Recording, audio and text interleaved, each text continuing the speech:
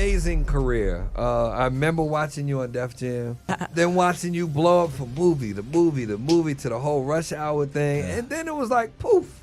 Yeah. Where's Chris? The Chris Tucker that we got now is Epstein Island Chris Tucker. I don't know what he was going through internally, emotionally.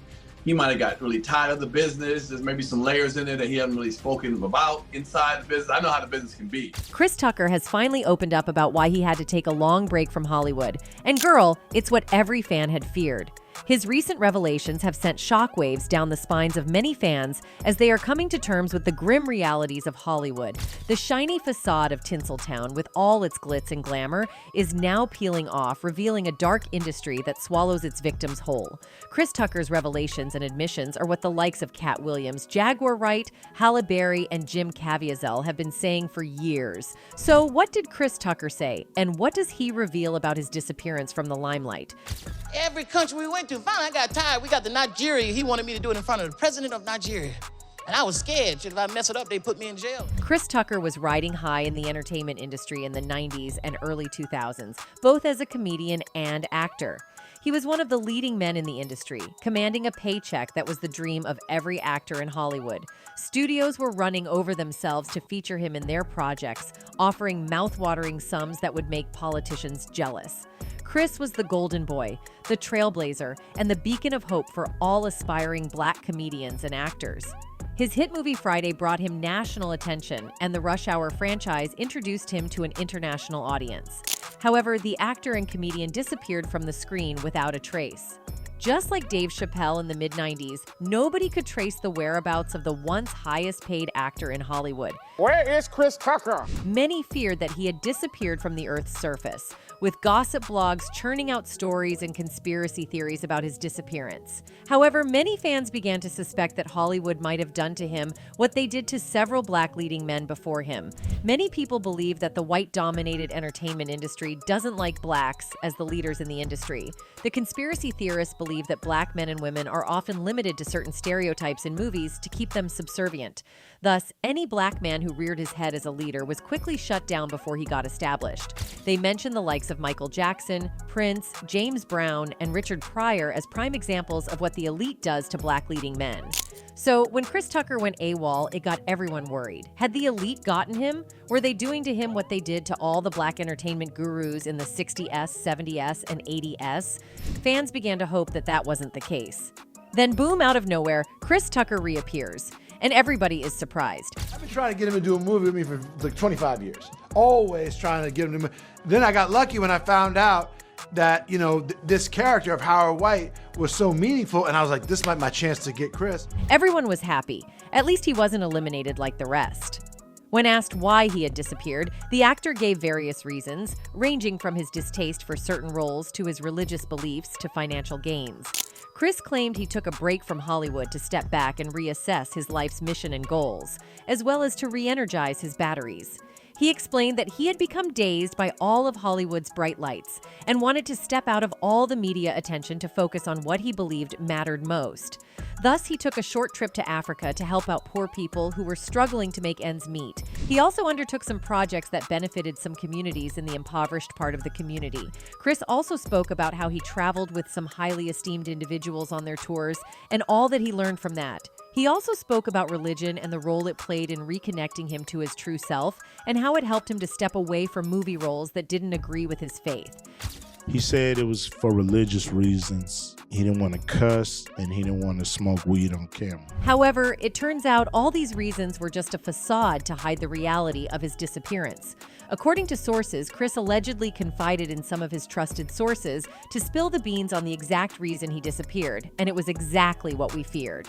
The sources claim that at the height of Chris Tucker's career, he was made a proposition that broke him. First, they asked him to join their Illuminati group and to make some sacrifices to secure and cement his place as the leading man in Hollywood. However, that was against his religious beliefs. You see, Chris's parents were staunch Pentecostal Christians who took their religion seriously.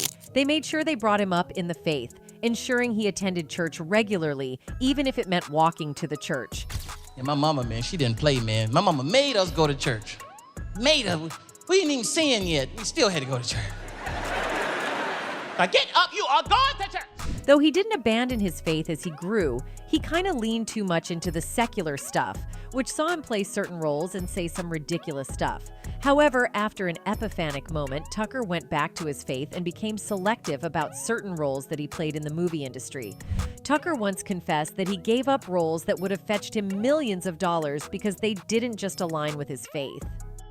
So, if he would reject roles based solely on his religious upbringing, why would he accept to become a member of a secret organization that perpetrated some of the worst evil in Hollywood?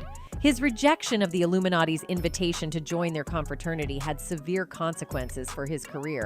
I'm told the group decided to humiliate the actor by pigeonholing him to play certain roles that made him clownish.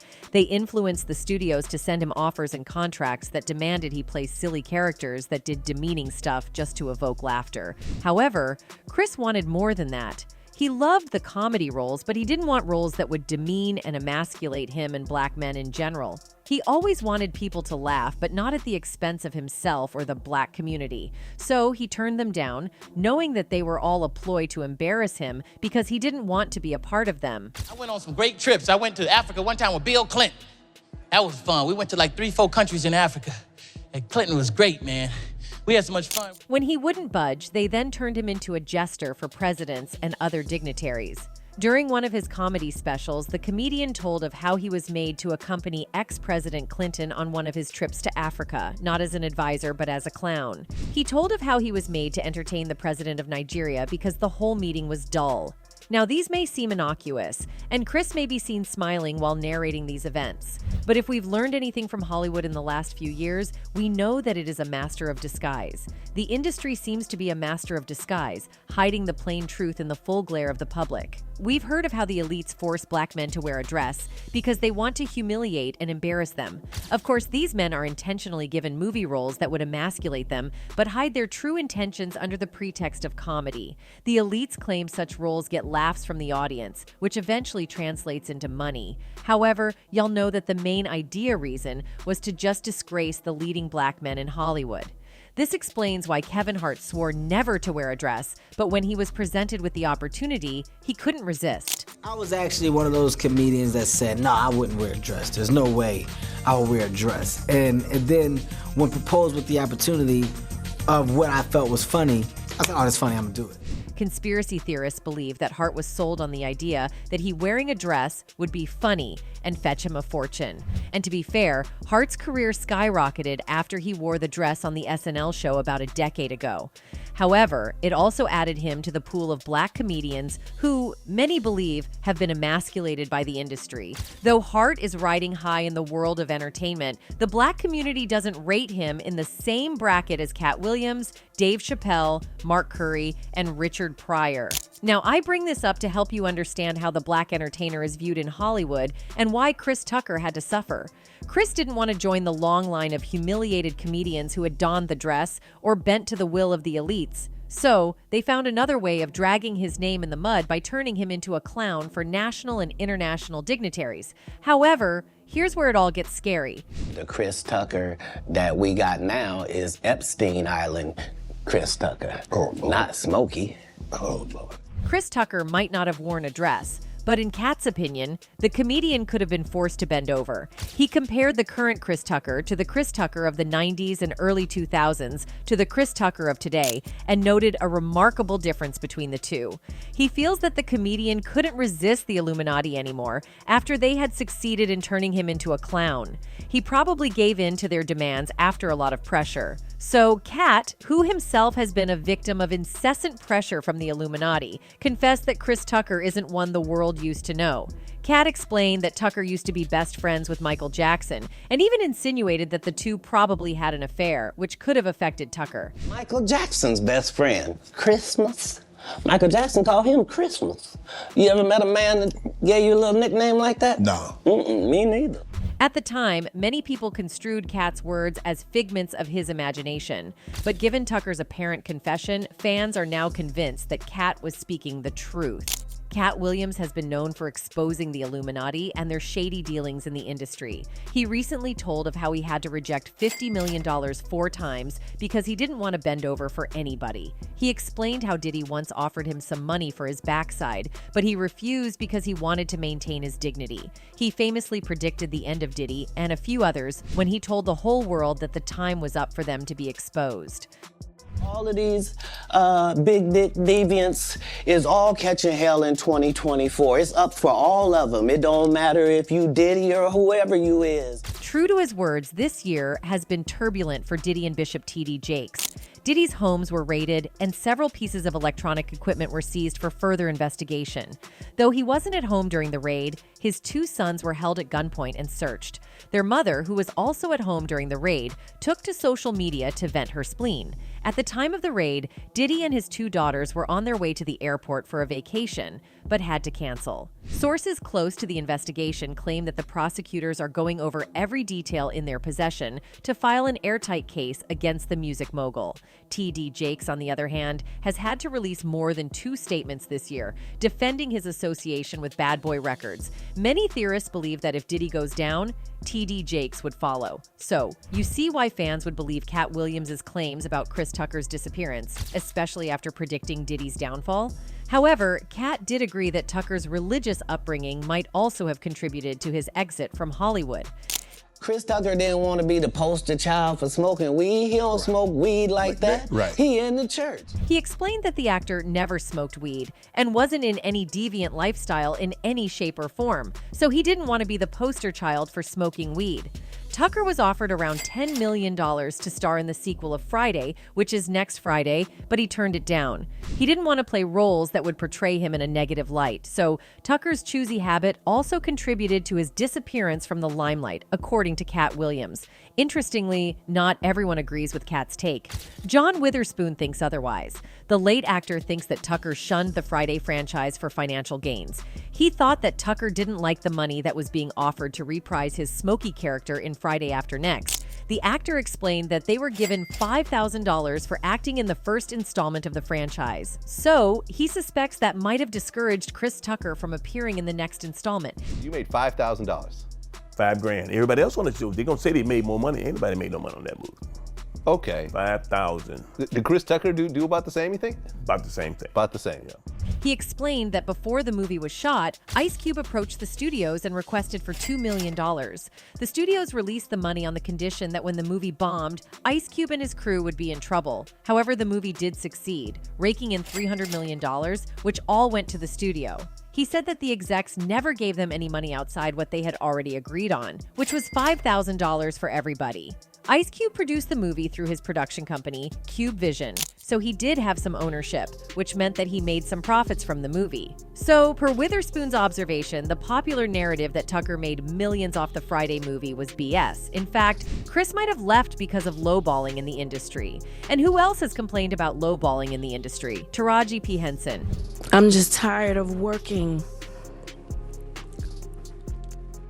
so hard, being gracious at what I do, getting paid a fraction of the cost. Teraji is also considered by many to be an industry veteran and one of the leading women in Hollywood. The Black community considers her to be one of the trailblazers, shining the black light brightly in a dangerously skewed industry. The actress has been in Hollywood for decades and is currently considered in the same bracket as who's who in the industry. However, according to her, her paycheck doesn't compare to the top actresses. I mean, Taraji's hard work is evident to everyone. She's starred in some of the commercially successful movies in Hollywood and has received countless accolades for her efforts. But according to her, she's not reaping the fruits of her labor.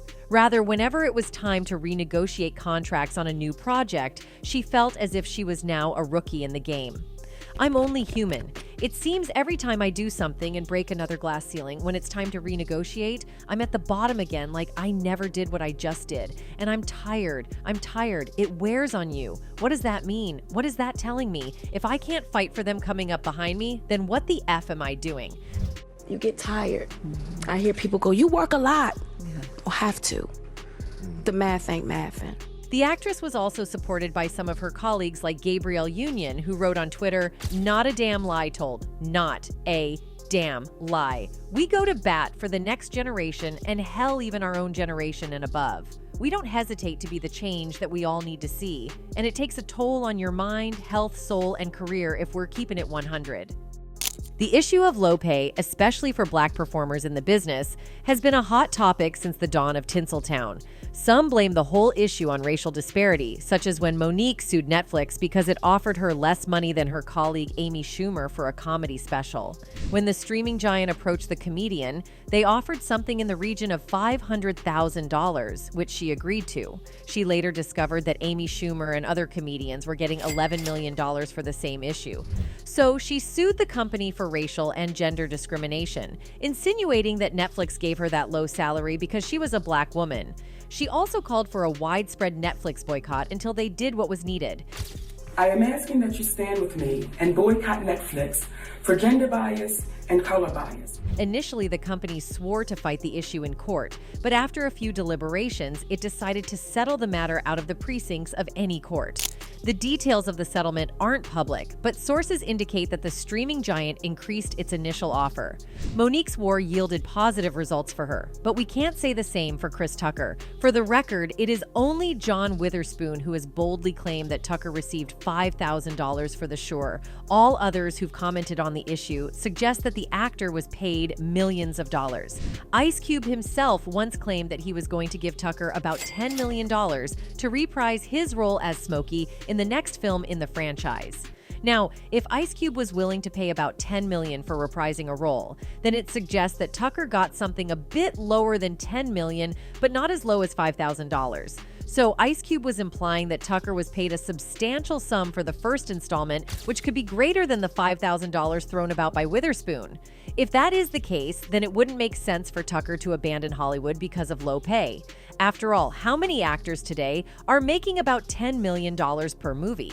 When asked why he thinks Chris Tucker left Hollywood, Ice Cube claimed that it was due to his religious beliefs, as stated by Cat Williams and others. He explained that Tucker wasn't a weed smoker. Plus, he didn't necessarily align with the storyline or the way some characters were portrayed in the film. Thus, he turned it down. Now, this is starkly different from Mark Wahlberg, who, despite being a Christian, still accepted some lewd roles in the past. Talk at length about the prosthetic they made for you in Boogie Nights. Yes. And of course, well, you weren't available to be my double. Right, exactly. Wahlberg hasn't hidden or shied away from his religious beliefs since he blew up in Hollywood. Prior to becoming a devout Christian, Wahlberg was a troubled teen who took part in a few racially motivated attacks on people who didn't look like him. He threw stones at a few guys and hit others with a stick while yelling racial slurs at them. He was arrested and sentenced to over a year in prison, but only did 45 days before he was let out. After his prison stint, he decided to give his life to Christ and follow the Catholic faith. He has been outspoken about his religion and has posted several videos of him praying on his social media handles, but he isn't known for being as choosy as Chris Tucker. Wahlberg, like Chris Tucker, had to take a break from the industry, not because he was tired and wanted to rest, but because of a statement he made. He had praised reggae artist Shabba Ranks for his comments on the gay community. Initially, he wanted to be a rapper, having founded the group Marky Mark and the Funky Bunch. He wanted to be the best in the business. I had some opportunity to really come back in the music business with the best. However, the backlash from his association with Shabba Ranks meant that he had to relocate to Germany to pursue his passion for music. He finally got to release his second album and also formed a group known as One Love. However, he struggled to replicate the success of his initial album, so he took acting seriously. He found solace in minor roles on TV and gradually landed a major role in 2001's Planet of the Apes. Mark Wahlberg was supposed to play a starring role in the movie Brokeback Mountain, but was uncomfortable with scenes, so he turned it down. Though he didn't explain his reason for that decision, many fans believe that it was due to his religious convictions, a trait he appears to share with Chris Tucker. Chris Tucker made his comeback with a film titled Air, a sports drama directed by Ben Affleck and featuring Matt Damon. Oh, you still can't shoot worth a damn. Another brick. His comeback was met with a lot of expectation as he'd been away for too long. Many fans hoped that he would get the roles he so much craved and finally get to pay whatever money he deserved. However, some are still concerned that Tucker may have bent over for some elite in Hollywood, given his new attitude and persona. They fear that he might have finally given in to the pressure to join the Illuminati and ride with the high and mighty. Meanwhile, Tucker maintains that he only took a break from Hollywood so that he could experience the world and return a better actor. He asserted that he took a trip to Africa and other parts of the world to reconnect with the universe and feel what others feel so he could better interpret roles on screen. Now that he's back, fans are hoping that he will deliver the best of himself. Unfortunately, that might not include seeing him in many comic roles, as he desires to play more dramatic ones. With this, we draw the curtains on today's video. Thanks for watching. See you in the next one.